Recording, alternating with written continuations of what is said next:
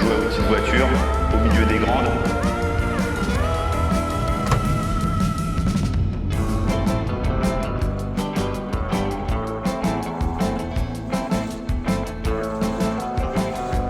J'ai eu la chance que ma passion devienne mon métier.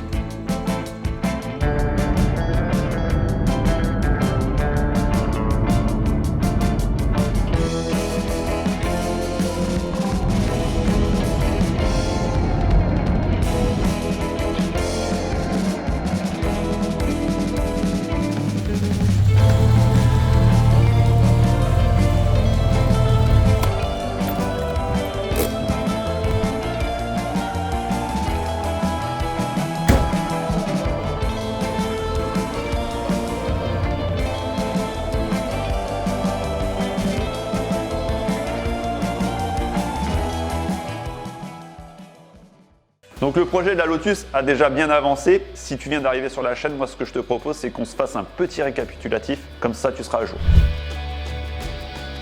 On a donc vu comment j'ai réussi à récupérer cette voiture suite à un abandon de projet par l'ancien propriétaire, qui l'avait d'ailleurs pas mal démontée. Elle était là depuis de nombreuses années et après une négociation, j'ai pu la ramener à la maison. Donc une fois la voiture à la maison, j'ai pu vous présenter le nouveau moteur qu'elle allait recevoir. Moteur 500 abarth, 1 litre 4 16 soupapes turbo. Et ouais. Et pourquoi j'avais fait ce choix-là qui était un petit peu particulier, un moteur de 500 abarth. Suite à ça, j'ai pu entreprendre le démontage intégral de la Lotus. J'ai retiré le moteur Rover, j'ai réinstallé le moteur 500 abarth provisoirement. J'ai commencé la conception des supports moteurs d'abord en carton, après en impression 3D. Mon moteur tient sur du plastique. Pour au final arriver à une pièce en aluminium usinée CNC magnifique. Bien évidemment, il a fallu adapter les cardans, trouver les bonnes longueurs, adapter les commandes de boîte de vitesse, retraiter les trains roulants à l'époxy, les vis en bichromatage, forcément. Et on arrive maintenant au design. Qu'est-ce qu'on va faire ? Bon, comme tu as pu le constater, la voiture était déjà démontée. Bon, c'est un avantage, un inconvénient, je ne sais pas, parce que moi j'ai l'habitude de toujours tout démonter. Donc là, j'ai gagné du temps sur ce projet-là. Comme ça, j'ai pu immédiatement poser le nouveau moteur. Le rover qui était dedans, poubelle, et on a installé un moteur de 500 abarth. Et comme tu peux le voir, il est déjà en place. Alors pourquoi un 500 abarth ? Déjà le poids, et aussi parce que c'est un moteur turbo qui se prépare très très bien, donc on va pouvoir sortir des belles puissances. Forcément, adaptation, on a créé des supports en carton, puis après impression 3D, et tu vois le moteur tient même sur le support en plastique, et après ça donne ça. À partir des plans, on a réussi à faire usiner une pièce en CNC, anodisée verte, un peu comme la voiture. Et quand tu vois cette pièce avec le degré de finition, tu dis vraiment qu'il y a eu un cap de franchi. Et forcément, la bonne surprise de ce projet, c'était l'adaptation des cardans qui sont rentrés parfaitement dans les pièces Lotus, alors que c'est du Fiat. Alors comme tu sais, dans mes projets, il y a toujours la phase bichromatage. Et là, j'échappe pas à la règle. Toutes les vis d'origine de la voiture ont reçu un traitement. On est sur la bijouterie Guéguetouche. Et bien évidemment de l'époxy, parce qu'il faut tout traiter, il faut que ça dure dans le temps. Et toujours une petite touche de vert. Tout ça, c'est encourageant, le projet avance vraiment bien, mais ma vision du projet, elle est encore assez floue. Et puis je te l'ai dit, je voulais faire quelque chose de vraiment différent. Et là, j'avais vraiment envie de sortir de ma zone de confort. J'ai un truc en tête, mais est-ce que c'est réalisable? Et surtout, quand tu vois ce que Benjamin Workshop fait, je me dis que tout est réalisable.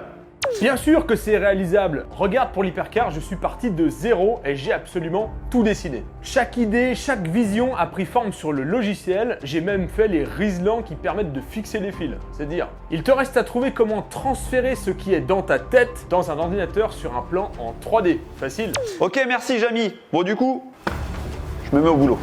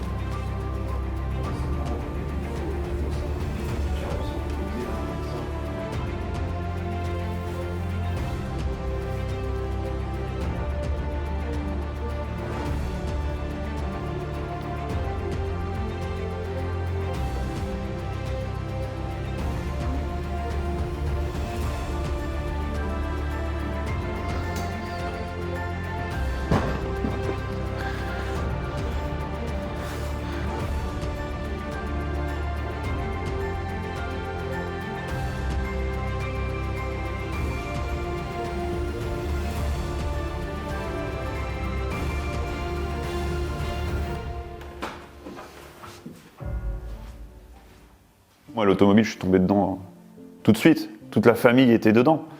Le frère, le grand-père, le père, on a tous été dans l'automobile. Naturellement, été pris de passion par ça, quoi. Alors moi, ça a commencé, le grand-père, il tournait déjà à l'époque en 2 chevaux cross.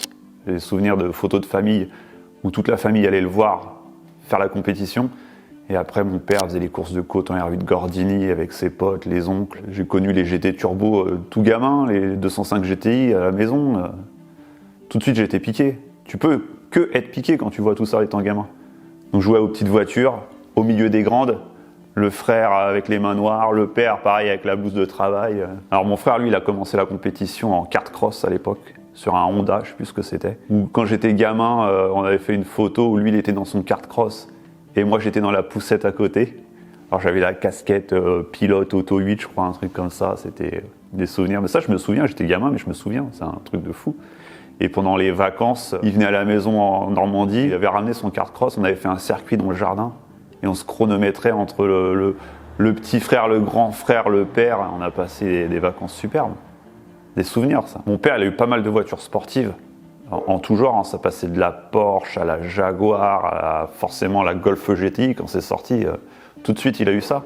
Il a eu un peu tous les modèles, je pense qu'à l'époque, on pouvait rêver d'avoir. Un passionné d'automobile. Sa 205 GTI qu'on voit dans la vidéo, c'était celle de ma mère. Elle m'emmenait à l'école avec. J'ai réussi à retrouver la voiture, la sauver. J'ai des souvenirs d'enfance dans cette voiture-là. À l'arrière, forcément, maintenant, je suis devant.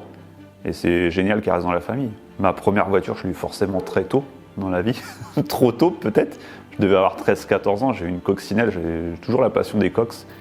Et à 14 ans, j'étais en train de la décoquer dans le garage familial pour entreprendre une restauration, mais avec 0 € de budget. Parce que quand tu as 14 ans, tu n'as pas de sous. À partir de 18 ans, ça a été un cercle sans fin. On enchaîne les projets, on enchaîne les petits déclics. Tiens, je ne connais pas cette voiture-là, j'ai envie de voir ce que c'est. Mais c'est génial, il m'en faut une, j'ai envie de la faire. Et tu veux toujours plus, tu commences avec un petit projet. Après, tu augmentes ta puissance, tu mets un autre moteur. Et puis là, ça part. C'est de plus en plus gros, en fait. J'ai eu la chance que ma passion devienne mon métier. Je fais ça toute la journée et je n'en lasse pas. Et c'est pour ça que quand je rentre à la maison après le travail, je retourne dans l'atelier, j'arrête pas. Je veux toujours repousser les limites. C'est une drogue. Et pour moi, le plus important, quand tu es passionné, c'est le partage. Donc c'est pour ça que j'ai créé en 2019 ma chaîne YouTube. Salut à tous. Je vous fais une petite vidéo du nouveau projet 2019. J'ai voulu montrer, entre guillemets, et aussi avoir des souvenirs pour moi. Et ça m'a permis de faire des rencontres, mais de folie, des choses que je n'imaginais même pas. D'avoir des partenaires, comme des professionnels, qui m'ont suivi sur beaucoup de projets et qui continuent à me suivre. J'ai eu la chance de rencontrer plein d'autres youtubeurs, des gens qui font des choses comme moi, à fond passionnés mécaniques. Un truc qui me fait toujours sourire, c'est quand je vois des vidéos d'autres youtubeurs avec mes t-shirts. Et quand on se retrouve tous, forcément, il y a le moment chorizo, tout le monde est autour. C'est un moment convivial. Moi, j'adore le partage comme ça. C'est des gens proches, c'est une vraie famille. Et puis il y a vous, ma communauté, toujours fidèle, de plus en plus nombreux et toujours bienveillants, des super commentaires. J'ai vraiment une communauté en or et ça, je me rends compte de la chance que j'ai. Parce que c'est pas donné à tout le monde. Et j'aurais jamais les mots pour vous remercier suffisamment. Donc j'avais envie de marquer le coup vraiment sur un projet. Et ce projet, c'est celui de la Lotus. Et je pense qu'on va repousser les limites. J'ai donné toutes mes idées au designer et il a plutôt bien retranscrit tout ce que j'avais en tête. Je pense que le résultat est vraiment à la hauteur. Est-ce que tu es prêt à découvrir ça ?